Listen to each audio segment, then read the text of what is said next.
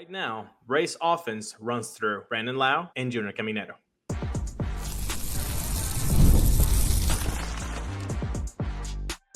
You are Locked On Rays, your daily Tampa Bay Rays podcast. Part of the Locked On Podcast Network, your team every day.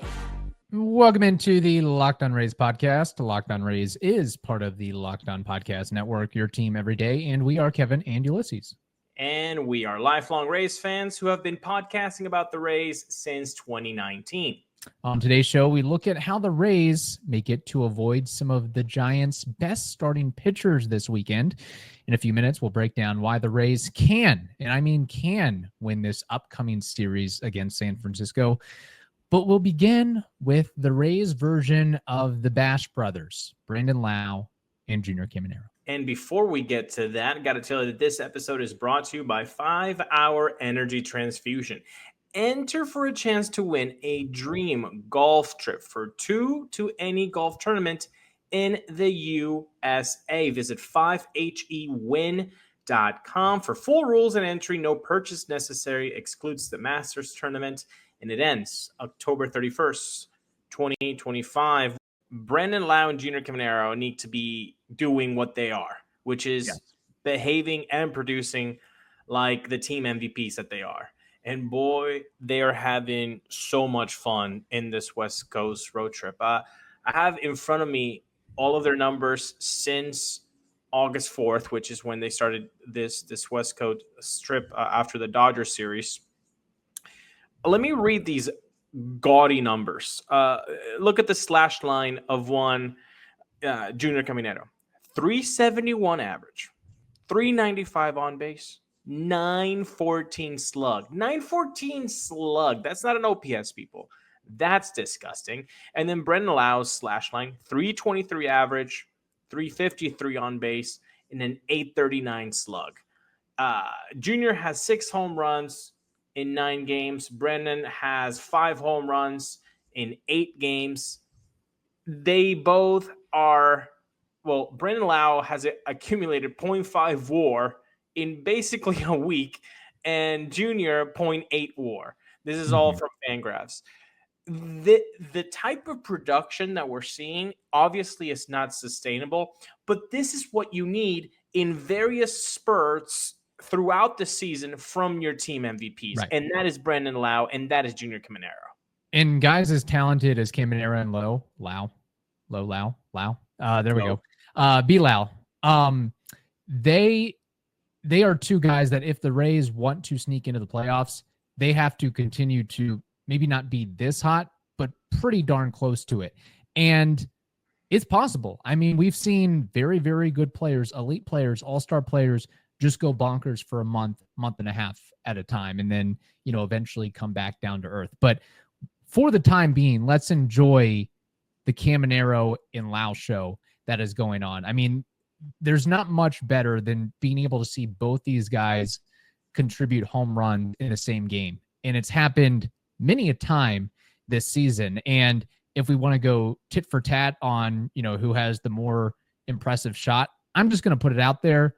On Wednesday's game, Brandon Lowe, he hit the longest home run of the season for himself, 458 feet on a changeup down and away to straightaway center.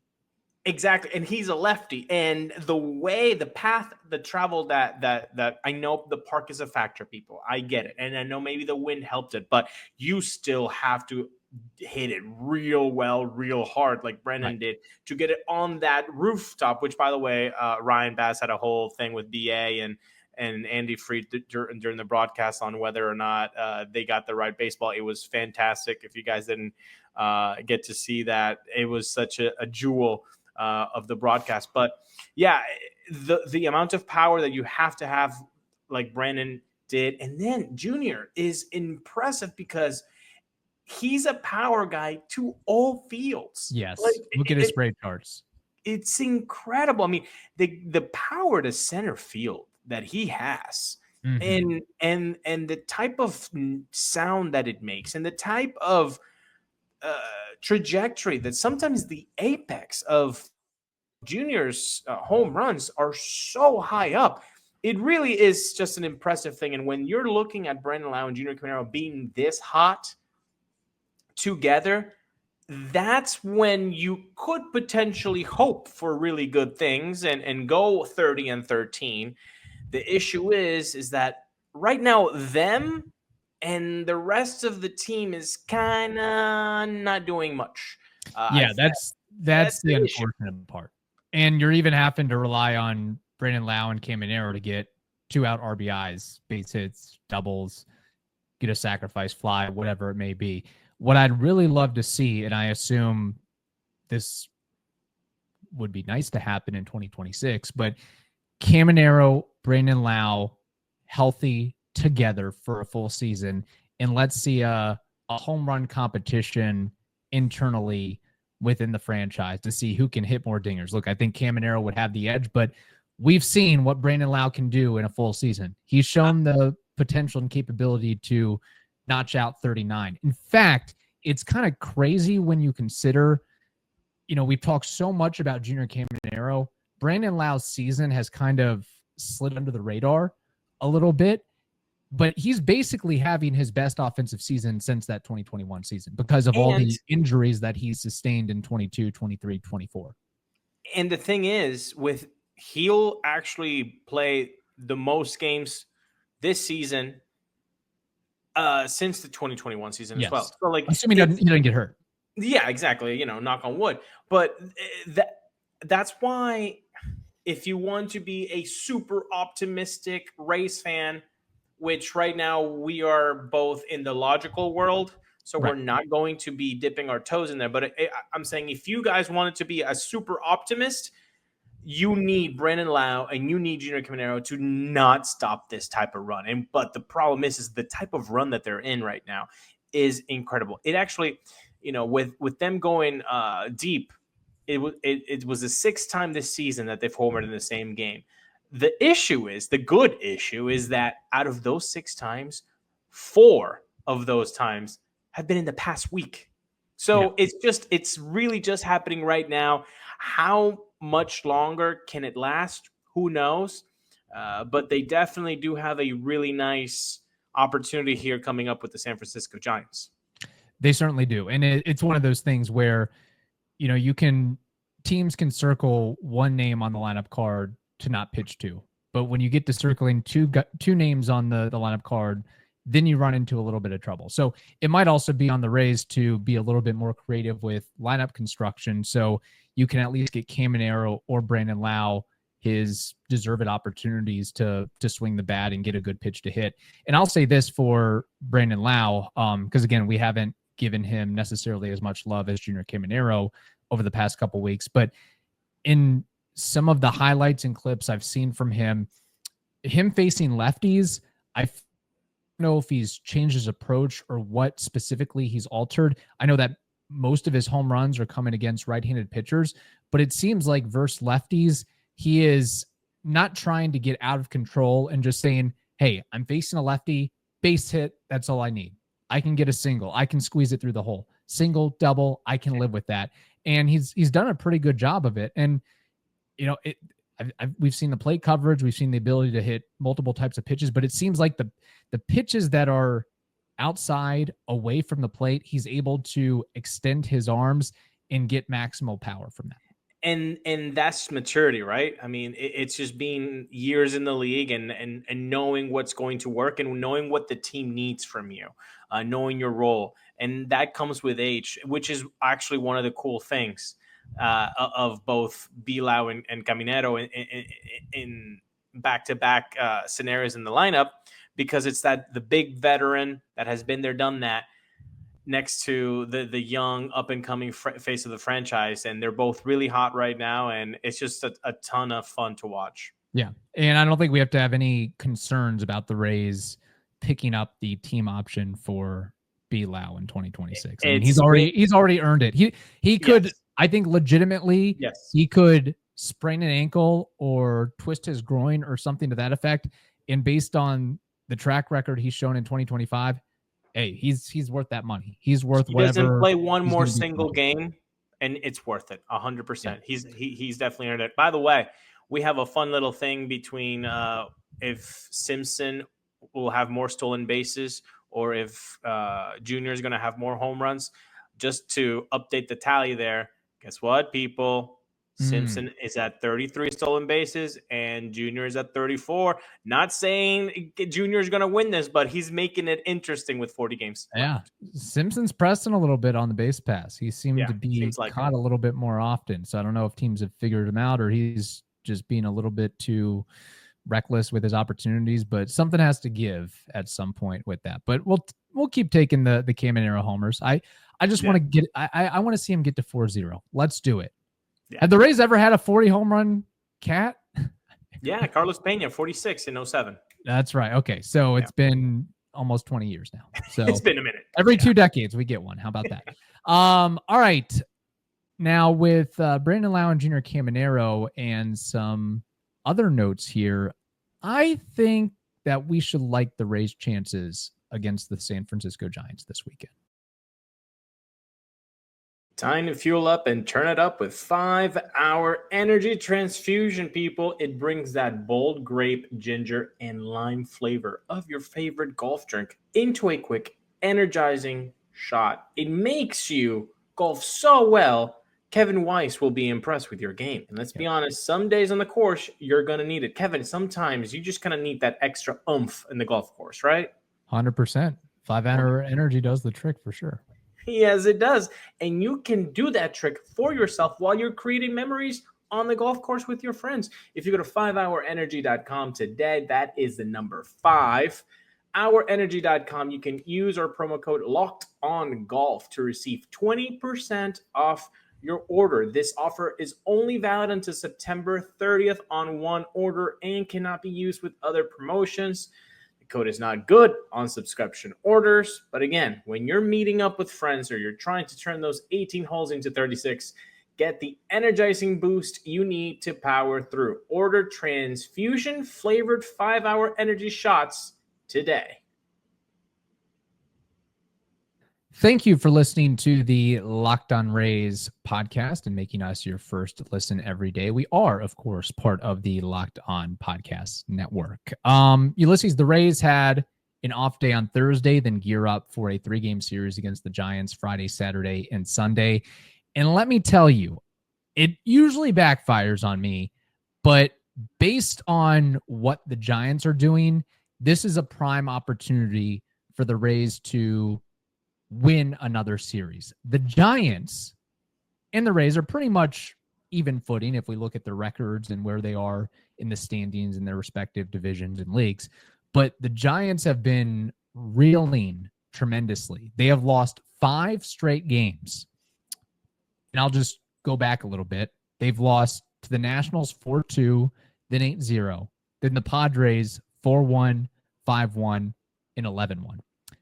The common denominator there is offense or lack thereof. The Giants have scored 3 total runs in their last 3 home games and 23 runs over a stretch that is now 1-11. They fall into 500 at Oracle Park. Moreover, they haven't had a winning month since April.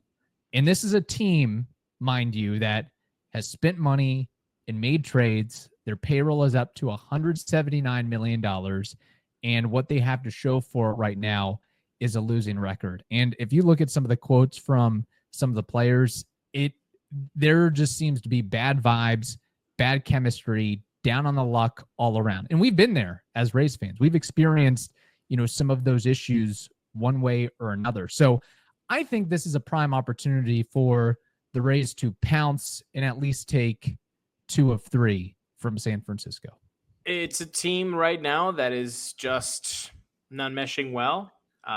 There are even quotes about clubhouse tension that exists. And it's not that they don't like each other. We don't know that, but it also is just when you have a certain expectations of yourselves and, and this happens in everyday life, right? You have expectations and you don't meet them. You're going to be disappointed when there's a clubhouse full of guys that had the same expectation and you see their season just go down the toilet. Yeah. It's not going to be a happy mood. And for the fandom of the Giants, and this is completely speaking from the other coast, looking far away. You make a blockbuster trade for one of the best left-handed hitters we've seen in the last decade, and Rafael Devers. And yeah, didn't work out in the beginning, production-wise. Short term. He's been getting hot lately, but it doesn't matter if he doesn't get hot right away. You just traded for Devers. You just traded for a face of the franchise. Like, you are pumped up. And less than 2 months after that, you're kind of selling. And so that not only gets a negative feel in the fan base, I'm sure that permeated throughout the clubhouse as well. Yeah, and here's the thing about Devers, not saying that, he's the reason for the clubhouse troubles. I just think that losing and not being able to close out games is just going to put everybody in a bad mood, and it's tough to get out of it. But we know some of the issues that Devers had in a Red Sox uniform and some of the complaining and me first attitude. And that usually isn't a good recipe for success wherever you go down the line. And I just want to bring up a quote from former Rays player, Willy Adames, who, if we remember, signed that notable 7-year, $182 million deal with the Giants that lasts through the 2031 season. He says, quote, "Something negative is in the air and we haven't figured out how to beat it and how to be better out there. It's hard to punch back when you're down 7-0 in the second inning, especially the way we've been playing. It feels like for the last 2 months, it's the same story. Nothing positive is coming. We have to be better. That's the bottom line." By the way, Adames, this just kind of encapsulates the Giants' struggles, especially offensively. He is the team leader in homers with 18. The Giants, their offense they have the 27th. They're 27th in homers, so one of the worst teams in hitting the long ball, 26th in OPS. So, that kind of shows why the team hasn't been able to score like they're supposed to be able to win ball games. Nobody in that team has an 800 OPS. Yeah, which is nuts, right? And you're saying 18 home runs being the leader. We've been there as Rays fans with an anemic offense. This Giants team has an anemic offense. That is something that you need to pounce on because, look, I understand Bilao and Junior are in a hot tear right now. That stadium is just a tad different than Sacramento, so it's not going to be the same. It's going to be a little bit more difficult. But this is a team that has been in this stadium for the whole season and has shown nothing. Hopefully, the Rays pitching staff can take advantage of that, keep him in the ballpark, and you've got not the best three I would like to throw at a series, but given the fact that it is an anemic offense, it might actually work out as we have Joe Boyle, Adrian Hauser, and Ryan Pepio going for the Rays. Yeah, and the key denominator here is the fact that based on the probables, the Giants are rolling out Landon Roop, Justin Verlander, an old Justin Verlander, not the Verlander that most people are accustomed to, right, and Logan Webb. So at least we get to miss Robbie Ray instead of having Webb and Robbie Ray together. So, again, if you can find a way to scatter 3 or 4 runs, that may be enough to do it. And we'll have to see. I mean, this is an opportunity for, all these 3 pitchers to keep the ball in the ballpark. And I think if you're able to do that, you're giving yourself a shot, which just going back to Willy Adames a little bit, we said this months ago when he signed that contract. As much as we love Willy Adames, I think we sort of had the thought that, man, that seems a little bit of a steep, hefty price. I mean, I know that guys are getting paid crazy amounts of money nowadays, but, even in the first year of this deal, he's got a 701 OPS and a 223 batting average. And I know he's more of a player besides offense. There's the component of playing shortstop and being a rah-rah guy in the clubhouse. But you just think a couple of years from now, what kind of player is he going to be? And they might be on the hook for a lot of money with what could be an albatross contract, which is something that the Giants have had experience with previously with other players. But And, I on, mean, but just not even like, don't look at it as like 7 years, 182. Like, look at it. Is he worth $26 million a season? And love Willie and won nothing. And so happy that he got the 182 million, but 26 million a season. I'm expecting better than a 701 OPS. Right. By August 14th, I'm expecting a better batting average than 223. No, batting average isn't everything, but it still matters. And you're hitting 223, my man. Like I'm pretty sure that's what Taylor Walls is hitting. Like exactly. Yeah. Not as many home runs, of course. Not as many home runs. He's got double the WAR of Willy Adames. Taylor Walls is a 2.8 WAR right now, which I mean, like Ha-Seong Kim has to be looking like, why couldn't I get that amount of money in free agency?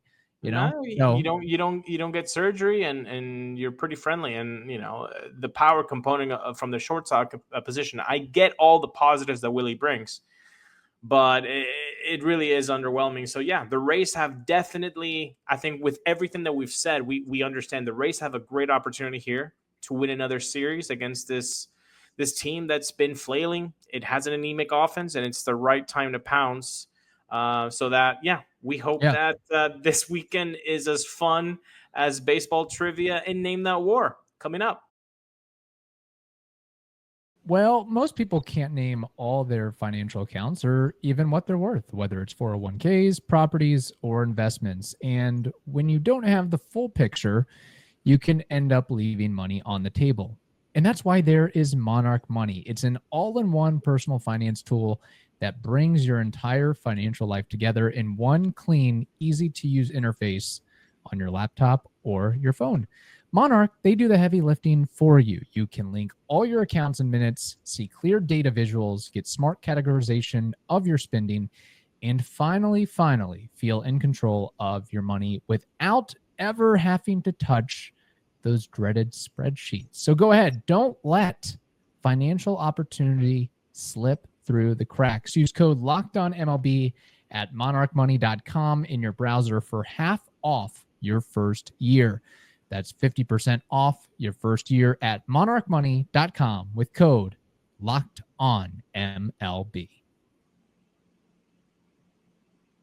Thank you for joining Locked On Rays on a Friday. Fun Friday episode. Locked On Rays, part of the Locked On Podcast Network, your team every day. That's night driving that you're listening to. Mm-hmm. And that only means, you guys know, baseball trivia. And today, Kevin, baseball trivia might be a little bit hard. Not going to lie. Okay. Not gonna lie.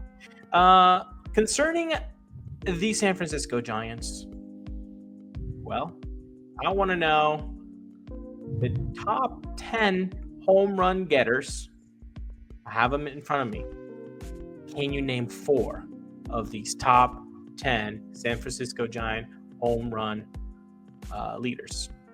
Okay. Willie Mays. He is the clubhouse leader at 646. Man, I'd be remiss if I didn't mention Barry Bonds. He takes silver with 586. My God. Jeff Kent.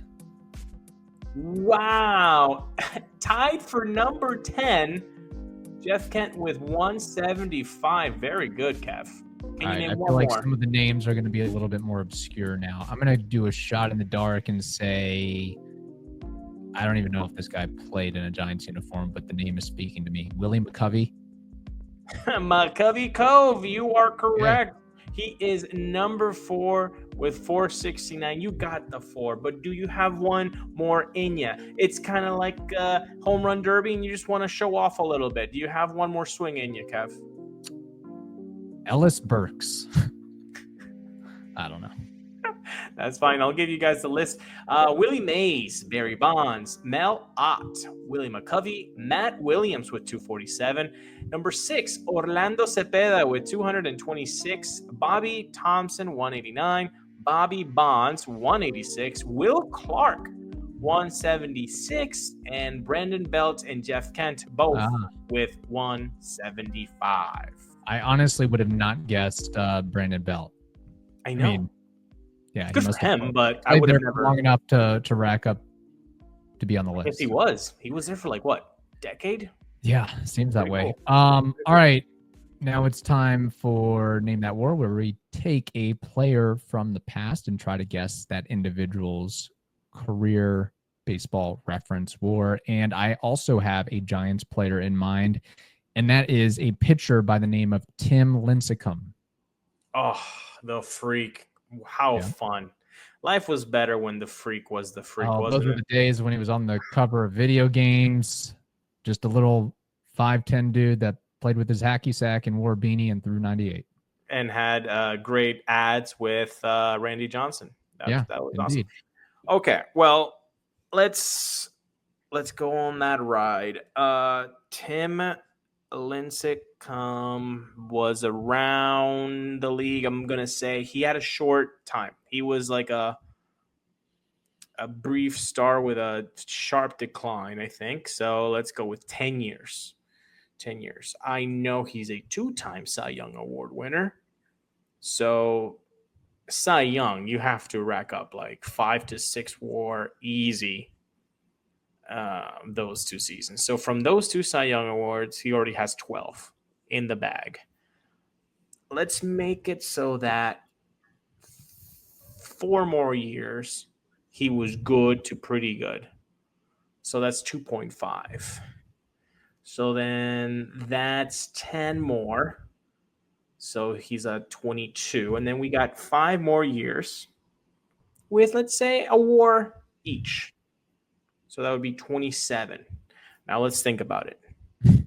Tim Lincecum, 10 years, 27 WAR. Am I underselling him? Am I overselling him? I think I might be underselling Timmy, or maybe he has a soft spot. Let's go with the math. Tim Lincecum, 27.7.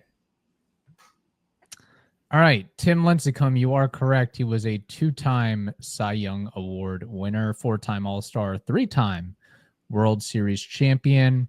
He played a total of 10 years in the bigs, 9 with the Giants and 1 with the Los Angeles Angels. By the way, the seasons that he was a Cy Young winner, his WARs that season were 7.8 and 7.4. respectively. But he had several negative WAR seasons in the second half of his career. He had 110 wins, a career 3.74 ERA, 1,736 strikeouts, 1,682 innings. Obviously, a career that was too short because he was an unbelievable player for when he was with the Giants in his early years. But when you are that small and you throw that hard and you have crazy mechanics and you have back issues, that usually doesn't lend itself to having a long-term career. But his Baseball Reference career WAR is 19.5. Okay, I definitely have a soft spot for Tim Lincecum. Yeah, I think we all did in the 2008 to 2011 range. If you're too young and if you're watching this and you don't know who the heck Tim Lincecum is, oh my gosh, have 10 minutes of your free time and just put Tim Lincecum highlights. Yeah. You are going to just he was just fun, man. He was just a fun guy, and you don't even have to. It's kind of like Skeens. I don't care about the Pirates, but if Skeens is pitching, I might tune in. With the Freak, it was like, you got to tune in. You got to watch it. It was just so fun. And so, yeah, definitely a soft spot there. 27, and you said 19? 19 and a half. All right. Well, great career, man. He made his money. I'm sure he did. Well, yeah, actually, I think I read somewhere where he had turned down $100 million extension and took a short-term deal worth $40 million, and then the injuries transpired. So he is... Again, don't say no to that first fat contract, I guess, because anything can happen at that point. Yep. But yeah, go watch some Tim Lincecum highlights if you haven't. If you are familiar or aren't familiar with him, it's always good to go back in and reminisce and remember the greatness that he was. On that note, thank you for listening to the Locked On Rays podcast. We appreciate it. We plan to have some fun shows planned for you next week. Also, be sure to check out Locked On MLB Game Night. Every game, every night, all season long. You can find that on the Locked On MLB feed, podcast, YouTube, whatever it may be. All right. Have a good day, everybody. We'll talk to you next week.